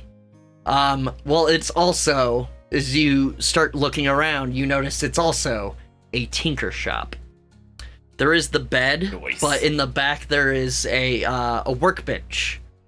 And, like, scattered over the walls, you see various decorations with all sorts of knickknacks, little pieces of tech, not even remotely close to the quality or standard of what's upstairs, but pretty fucking decent. Mostly broken, but they're all kind of hung like trophies or fascinations. And also you see several sketches of like kind of machinery and like kind of diagrams of how things fit together, stuff like that. And then at the bench, in the back of the room, sitting on a stool, you see another dwarf, curly black hair, beard, and he's working on something, kind of looks up, and he's got these big, very magnified, like, goggles, and he's like, welcome, come in. Wait, take two on that, hang on, I gotta get back into the accent, shit, hang on, let me... Guillermo! Okay, yeah, no, that's right. Come on, Guillermo! Okay, he's like, please, come in, make yourself at home. And he kind of puts the goggles up. You see kind of rings around his eyes from where they were pressing in. Orvar says, I'd like to introduce you folks to my brother, Oscar Tiddleson. Oh, you see, your brother. A male dwarf. Seems like Orvar seems pretty old. Oscar seems even a little older. It's hard to tell with dwarves; they live hundreds of years. But this guy, just a glance, you gotta guess it's over 300. Like, he's reaching it. Black curly hair. Instead of the beard, he's got mutton chops. Like big, thick mutton chops. Nice. A striking resemblance to his brother Orvar.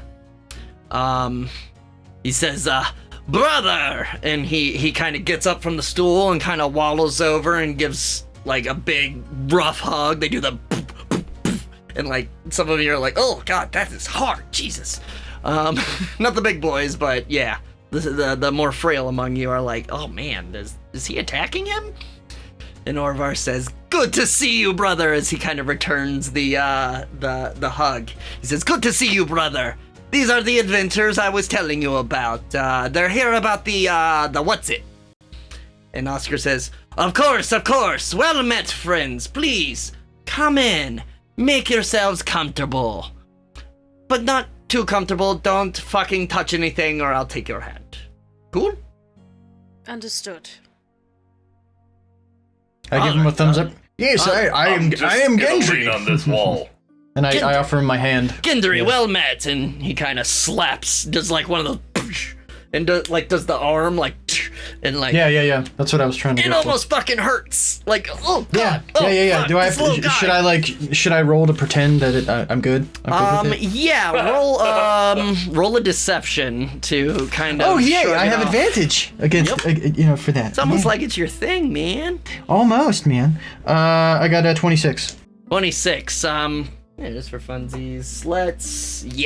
He kind of grins. Good grip on you. And then he turns to Marcus and holds out his hand. And you? Yes. Doesn't hurt at all. Your name? You know, like, just totally get in there and, like, grab as hard as I can, like we're both trying it's to... Like, almost a cool. contest. Like, it keeps going. Like, the rest of you are like... That's a really long handshake, and he's just like, well met. I'm sorry, what was your name? Well met, yes. What was your name? Marcus. Marcus. All right, Oscar. Good to meet you. Like, Okay, let's not gift that. No, like let's actually gift that. Oh boy. Yes. Anyway. Nope. Anyway. And then he turns to Cydorik and like, and you. Hi, my name is Cydorik. Nice to meet you.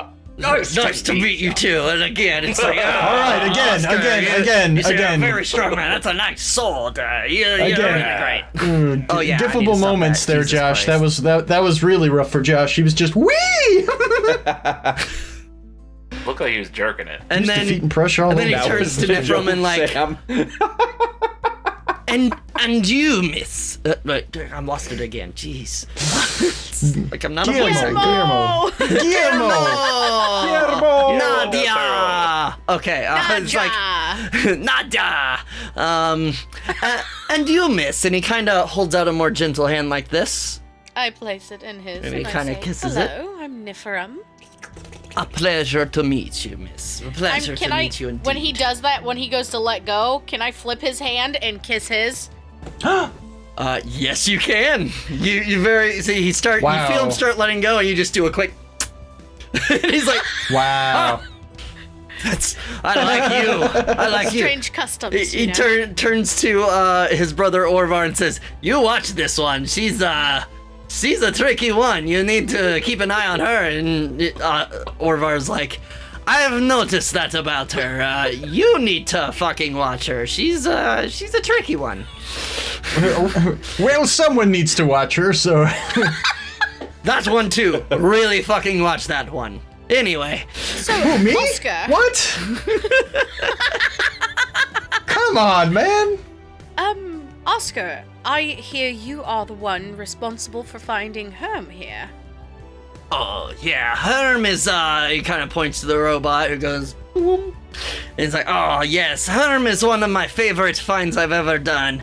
That was, I tell you, it was absolute fucking luck, but boy, oh boy, did it pay off. And honestly, he was not as clean as he seems now. Believe it or not, he was pretty rusted and dirty, but I brought him home, I cleaned him up, I oiled him so that the joints move well.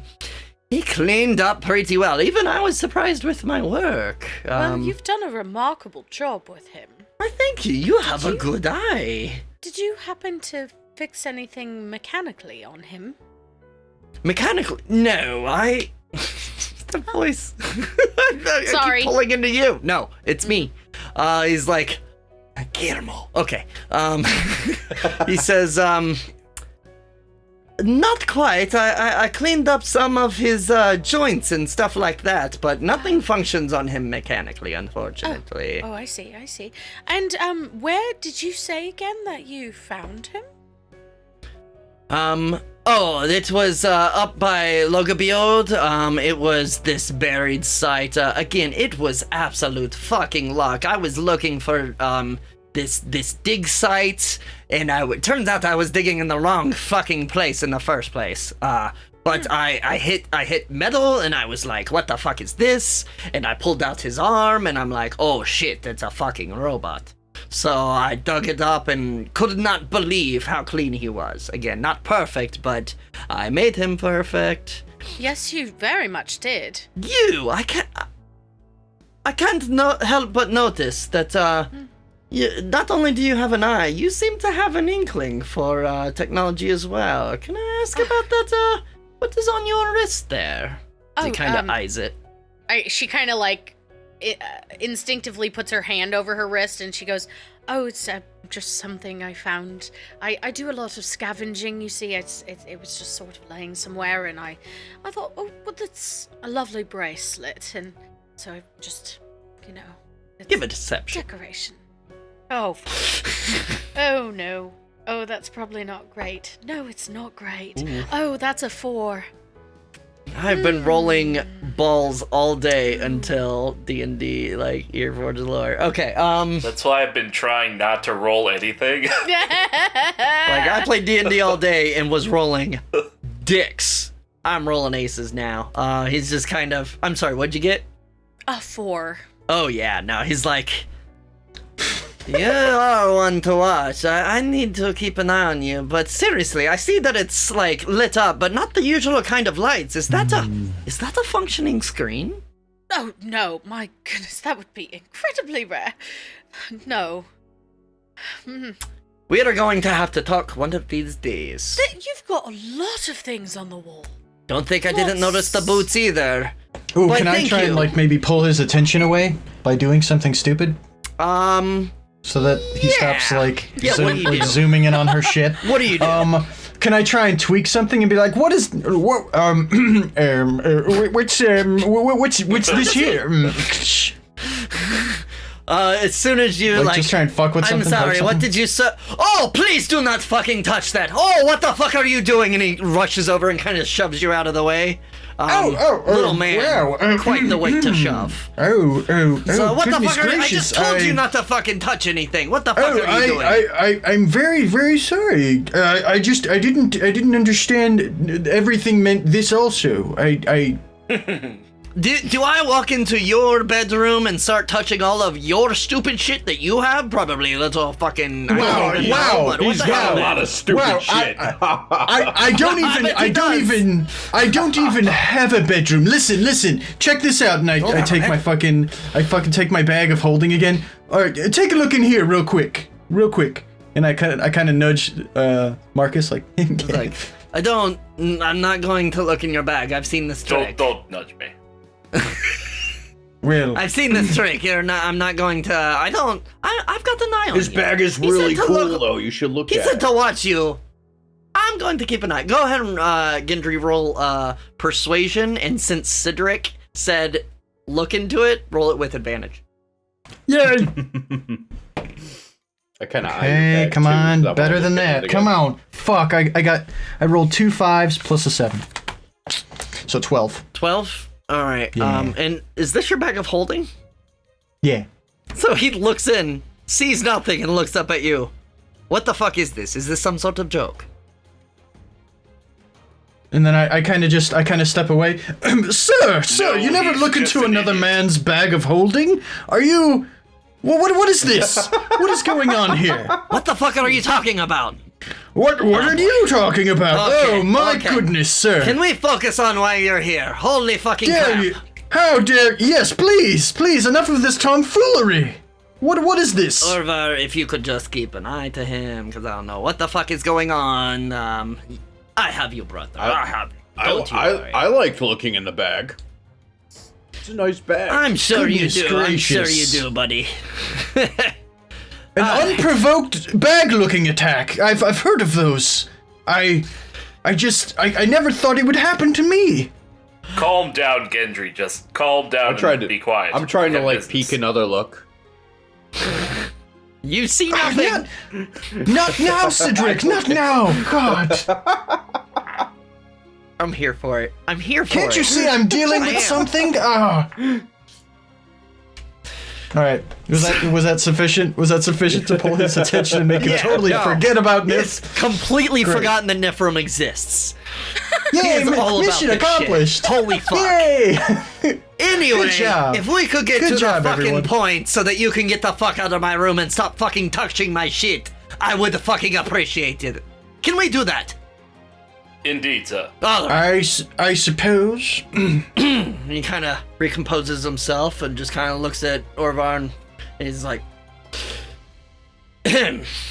anyway, let's get to the point. So, they want you to find something. Fortunately, I know where it is. However, where it is rather unfortunate. You see, I was scouting buried ruins in a site to the northwest, halfway to Logabiod, when I came upon it. It was glorious. Oscar holds out his hand and, casting minor illusion, you see kind of a hologram pop up, and it's of the device. It's a cylinder made of metal with little glass windows kind of running up the length of it. 4 of them with metal in between. Inside, there is a rod going the entire length, and that's glowing a bright green light, pulsating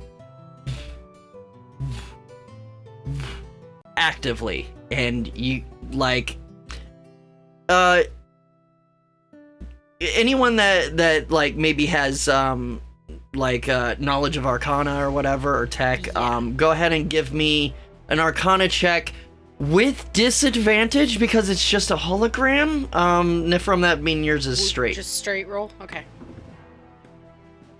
16? 16? Alright, is anyone else rolling, or? I rolled Not a 1. me. Nice. Oh. Fitting. Yeah. You're still looking in that the dice bag. tell the story.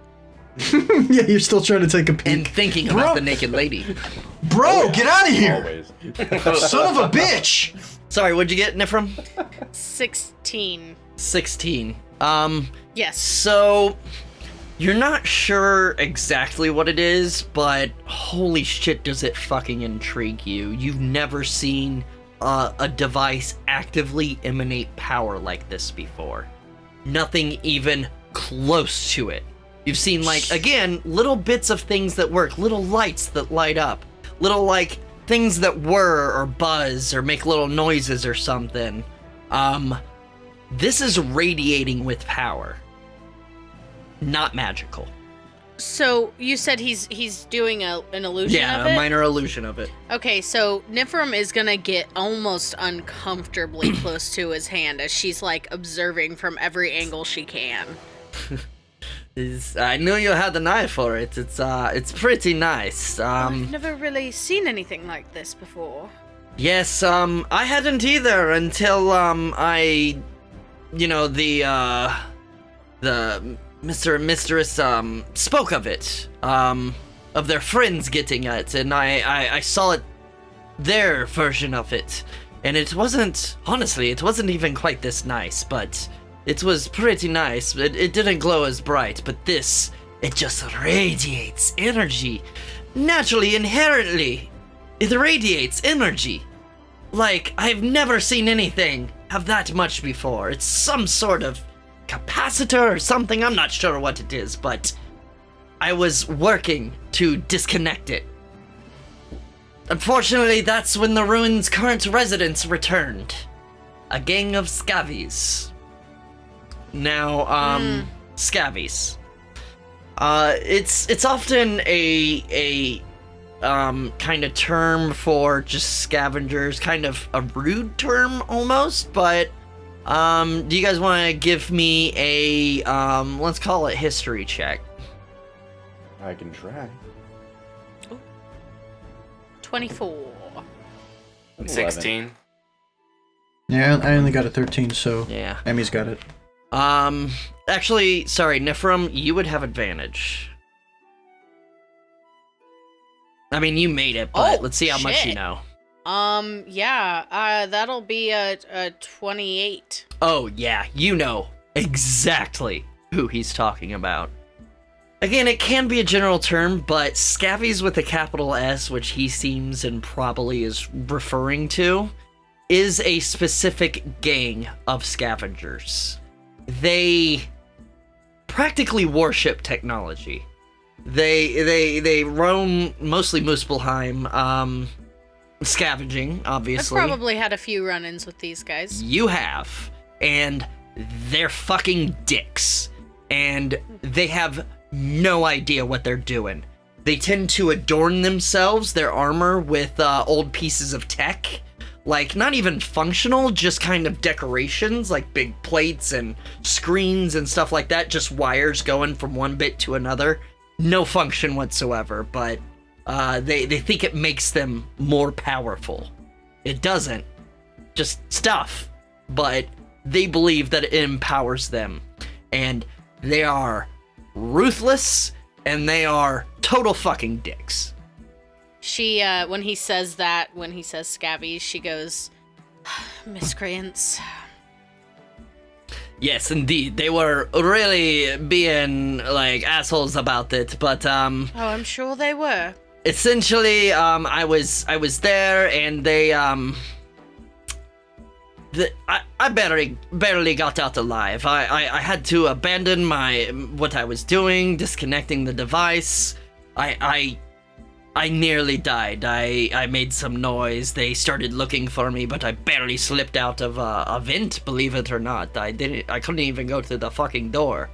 But I did make it out, but let me tell you, I'm getting too old for this shit, okay? Back in my heyday, I probably could have taken them, at least some of them. Me and Orvar, we've done some adventuring back in the day. To which Orvar's like, yes, we've had quite the fun times, and we've dealt with scabbies before. Oscar says, yes, but unfortunately, I'm a little past my prime, so to speak. It happens to the best of us. Indeed it does, and trust me, I'm the fucking best of us. At this point, Orvar kind of speaks up, and he says, this is why I hired the four of you. The location, it's about 3 days away, but I hired each of you for this job. You have your expert, and kind of gestures to Niphirim. Your sneaky thief, in case that's needed, and points to Gendry. I know who you are. I would like to argue, I'm just a gentleman merchant. Sure you are. I mean, there's a reason I fucking hired you, buddy. Yes, and I'm good. That's why you hired me, right? I'm good. You are good. You also have your muscle, and kind of gestures to Cydorik. And of course, your holy assistants, and gestures to Marcus, as well as a bit of muscles. Let's be honest. Okay, so more than a little. So Marcus is our assistant, is what you're saying? No, he's providing the holy assistance, the assistance of the gods. That is his role. Yes. Okay. I assure you will most likely need them. Just to clarify, These scavengers aren't to be fucked with, okay? Okay. I know most of you are used to working alone, but I recommend you learn real quick how to work together, because these scabbies, they're no fucking joke. You either sneak in, grab the goods, or you bust down the front fucking door and send them to hell. Any questions? Yes. I prefer the second option. I may be quite the knave, quite the you are who you are. Scallywag? The scallywag. Sure. But when it comes to a job, I'm all business. My only question is, you've spent some time in this location, however brief it was. Are you able to sketch us out any kind of map of the inside of this place?